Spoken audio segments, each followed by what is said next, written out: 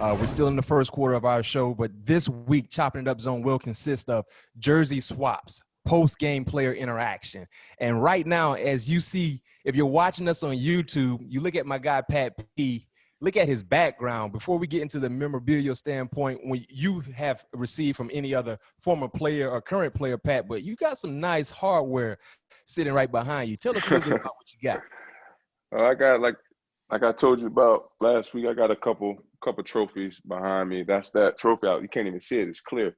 That's that elite punt returner trophy I was telling you about that they made for your boy in 2010. And Tyron ended up coming to get that trophy right behind me. So now that's the trophy that whoever receives that award at LSU, that's the same exact trophy they will get. Well, no, this is not even LSU. This is nationwide now. This is elite. Nationwide. Yeah. This is college football performance award. So that was the first year that it came out in 2010. I was the first recipient. Wait a minute. Hold on. Let's go back. Rewind. College football created an award basically for you. I thought it was just LSU, because I mean LSU, that's a big deal. But you talk about college football, that's a bigger deal. Yeah. So college, hold on, it's sucker heavy too, man. Make sure don't drop it. We know you got good hands, man. Hey, I did. Ooh. All right. Man, folks, that's big time right there. That's big time. Hey, where is that? Boom. We see you, 2010 Elite Punt Returner Trophy, Patrick Peterson. Yeah. Let me put this thing heavy, man. Put it back the right way. Yeah, make sure you be careful with that. Yeah, man. And then you got I see the Jim Thorpe. Yeah, I gotta have a Thorpe shiner. Hey, pretty, you want to say hello to the people on the camera? I see you got little mama. We got a guest. We got a big time guest in with us tonight on All Things Covered. We got a big time guest, Miss Peyton. But Little that's Peyton. the Thorpe. That's a Thorpe, and the Beneric is a little bit too high for me to get right now. That's big time. Yeah. But I got a couple spots open for some other awards. Yeah, so we know when you talk about this particular year, the NFL put some restrictions on, post-game interaction, right? What we've grown accustomed to seeing as fans, and clearly for you as a player, being able to interact with the players you went against. You might have some friends on the opposing team, being able to chop it up, take some pictures. I know when I played, I used to always get pictures with some of my friends and clearly some of the Florida State guys that I played against. And not being able to have that interaction and jersey swaps, how different has that been for you as a player? It's been very different this year because, that's something that I look forward to, throughout the course of the season, getting some of the great young bucks, maybe getting someone added into the collection, maybe that I wasn't able to get in the previous game that we played each other. So I think that's always something that we all miss about, the ending part of the game this year. But, we know that it will resume at some point. We just have to be patient. And it is ways that we can still get the jerseys to each other. We just have to, go through a protocol of getting them cleaned up and mailing them to the team's facility versus, taking it right off your back and giving it to whoever is asking for your jersey. Now, in our memory lane segment later in the show, we'll focus on a past matchup with the Cardinals and the Detroit Lions. More to come on that. But in that particular ball game, I think you were mic'd up, and we basically heard you as you covering. I think you were covering Calvin Johnson the entire ball game, following him for four quarters. But you basically asked Calvin, to swap jerseys after the ball game, right? How often do you do that? I do that, every so often. For the most part, guys, ask me for my jersey. But, if there's a guy that, like I said, that I don't have in my collection or who I felt that, is worth going after, I'm definitely going to, ask him because, we laid it all on the line. We had some great matchups.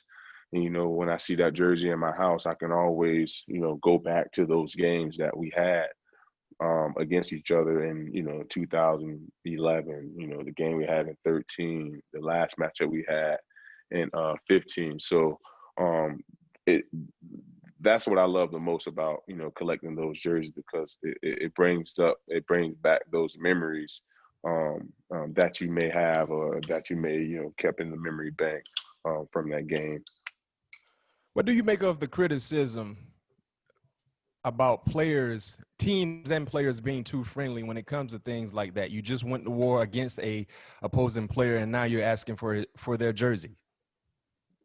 I mean, I think that's just a little bit, bizarre for someone to say, that someone's soft to where they want to ask for another player's jersey. How come? How does that make another man, or that, give them that title of being too friendly or soft because you're asking for another guy's jersey? Like I said, it's a piece of memorabilia. We play this game, and it's a lot of great players, a lot of great legends that played this game. Why wouldn't you want to have a piece of history? You know what I mean? Why wouldn't you want to have something that, like I said, that you can remember on, you know, in the future? So I have a bunch of jerseys in here that I can, like, I have my 99, literally my 99-yard jersey right here to my left. I remember almost vividly that whole game, just looking at that jersey. You know what I mean? Same thing when I have the AJ Green jersey in my warehouse. I remember almost, the first play of that game, me quit jamming him, me getting a pass interference. But I knew I was gonna get a pass interference because I wanted to set the tone at the get. I didn't care So if that I was the got a goal. pass. Yeah, That was the goal. Okay. my goal was to be the quick jam to let them know that it's going to be a fight from the get go. But I didn't care about the penalty, because now, now I'm setting the tone. But me seeing that jersey, I remember, the slant that he called on me. That Buck could have Buck could have broke up when we was playing our fire zone coverage. You know what I mean? Just things like that. So I don't see that being too friendly. That just goes, to a piece of your collection, and to your memorabilia. That just goes to people who say, whoever says that, they're just not, I guess they just don't want to be, they don't want to have a piece of history in their house, I guess. I don't know.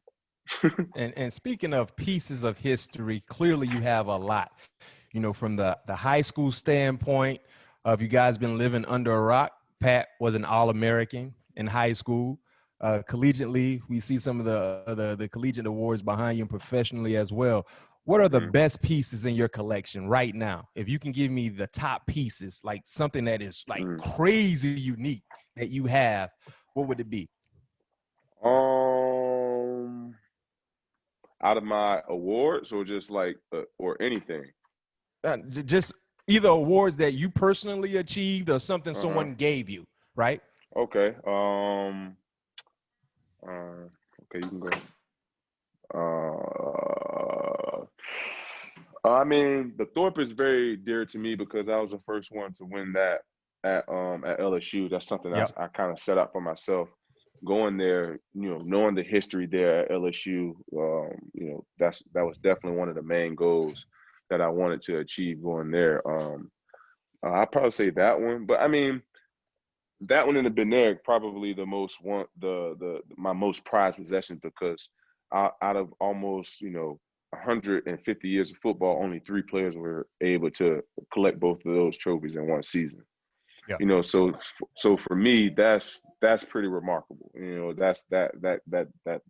Just goes to show the body of work that I put in college, and being able to get both of those awards at that on the college level. It just meant a lot to me, because I knew I would get the Jim Thorpe, but when they called my name for the Beneric, I was like, whoa, because I ain't gonna lie, for sure thought Nick Fairley was going to win it, because Nick Fairley had a great year. And those type of awards always go to the guys in the interior. Lineman. Yeah, and I had a good year. Don't get me wrong. Like, I had 4 picks. I think I gave up like something crazy, like 13 catches that year. Obviously having the big punt return and the kick returns kind of helped it as well. But I was fairly like I said, I'm not gonna lie, I was fairly surprised when my man David called my name up there when he said the little guy from LSU. Pat P. So I was like, whoa, your boy came in there, got a clean sweep. No question. I remember Big Fairley. Yeah. Big Fairley used to ball at Auburn too. Hey, man, he had a great year that year. I mean, Yeah. last year they won the natty and everything. So me and my mom, like, oh, they don't want the natty. You know what I mean? Although I did win the SEC Player of the Year, Defensive Player of the Year. Yeah. So I guess that kind of, gave me a leg up on them on that side. But I mean, we both had great years, man. Me and Nick, when he was around, I lost contact with him, but we got drafted in the same year. And, throughout the years, our early years in the league, we stayed in contact. So, but like I said, I lost contact with Nick. Very, very great guy. Means nothing but well, and I hope he's doing nothing but great things that he set out for himself in his afterlife of football. So B, talked about my collection, talked about some of my prized possessions. Tell me about your wrestling collection. I didn't know you had a wrestling collection. You got The Rock, you got Stone Cold, who you got? Undertaker, talk to me. Man, listen, growing up as a child, as a kid growing up, I was a big wrestling fan. And I think that kind of helped when it came to my tackling pack because, I used to watch so much wrestling growing up. My scoop game was real tough. Like my scoop game when I used to wrestle when I was legit, bro. I get in that waist area. I'm scoopy. I'm taking you to the 12th floor. So I was a big time wrestling fan, and I was a WCW guy for the wrestling fans that are listening and watching us on YouTube or whatever podcast platform. I was a big time WCW guy. So you talk about Ric Flair, the Four Horsemen, Sting, Lex Luger, Arn Anderson, Dusty Rhodes, Tully Blanchard, man, Rock and Roll Express, the Ultimate Warriors. Those were my guys. So when I finally got an opportunity through the game of football to be able to travel, do certain things, and meet certain people, those were the people that I was running to. Now, granted, I got a nice, extensive football collection as well. I got your jersey. I got a whole lot of jerseys here, along with my jerseys, but a lot of my homeboys that I play with on the collegiate level professionally. I will always get their jerseys or get their pictures. We'll take pictures at the end. But for me, outside of the Lombardies that I have, I think my wrestling memorabilia is something that I'm super proud of because most people would not expect that.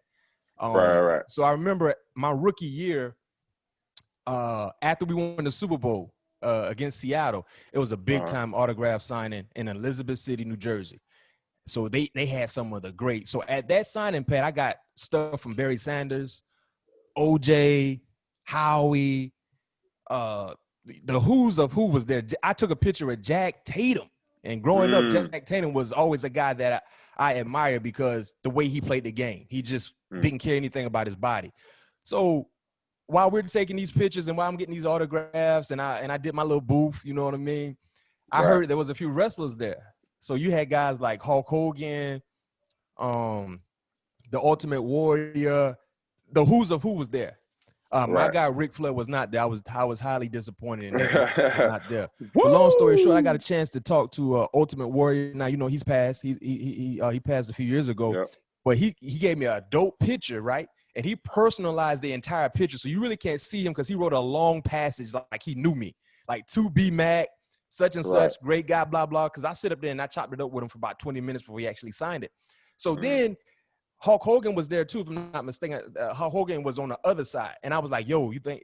Since we had this conversation, I felt like I was a part of his in crowd. So I was like, I think it would be extremely, dope for me to take a picture with you and Hulk Hogan. I didn't know they actually had beef in real life. So he was like, instantly. So Ultimate Warrior had a suit, but he had the face paint on. It was weird. It was like he was in character, but not in character. So he was like, "Don't bring him over here. If you bring him over here, I'm moving the tables. I'm moving the tables." So I thought he was in character. So I'm like, okay, if you're in character, I'm act like I'm in character. I'm like, wow, I think that'd be a great matchup.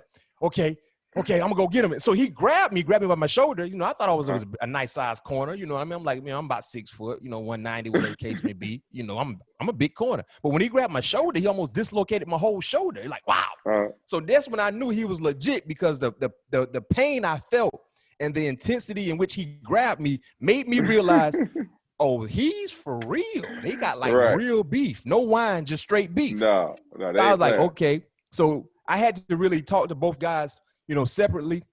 But that was an amazing experience. And I got a big autograph picture from Ultimate Warrior. I got another big autograph picture from Hulk Hogan.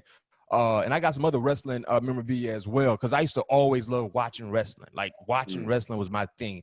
And I stopped watching Monday Night Raw when like maybe my third year at Florida State, because, we used to have late Monday night practices, so I couldn't really tune in and watch it. But growing up, man, Pat, man, please. I'm going to tell you the crazy part about it. So anytime they used to come to Pittsburgh, for the Pittsburgh fans that are listening and watching me, you remember the Mellon Arena before they built the new arena where the Penguins play. Anytime they came to Mellon Arena, I was there.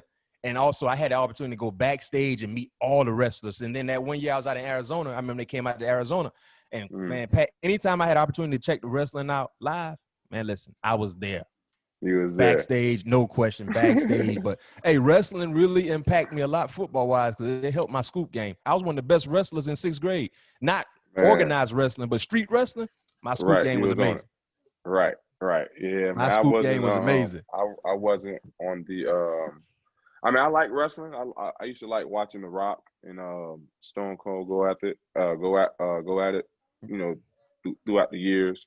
But now Scooter, my brother, he was a big time wrestling fan, so he knew all those wrestling moves and all that stuff like that. So he was kind of the one that kind of kept me not in tune, but kind of involved from afar.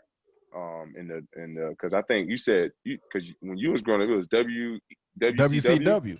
Yeah, I think when we was going, it was WWF and it was WWF, something like and that. then they changed it to WWE. It's now WWE. But at one time they were competitors. There was WCW and WWF. You were either with one or against the other. And and I remember one time they had like this big lottery to where, you remember when they first had broke up? Because I remember Smack was on Thursdays and the Monday Raw was on Mondays. And I remember Vince McMahon was over the Monday. Because he was head of WWF. Yeah, and his daughter took over the SmackDown, or Triple H or something like that. Yeah, she ended up marrying Triple H. Yeah, they end up having like this big draft, and that's how they end up deciphering who was, with which company. Yeah, I mean, NWO was a part of WCW, and eventually WWF created Degeneration X. Yep, I remember Generation X. No question. Yeah, so that's something I'm proud of, but I got a lot of football memorabilia as well. But my wrestling memorabilia is something that I'm extremely proud of, because most people would not expect that, to say the least, right? So yeah, that's something that I'm extremely proud of.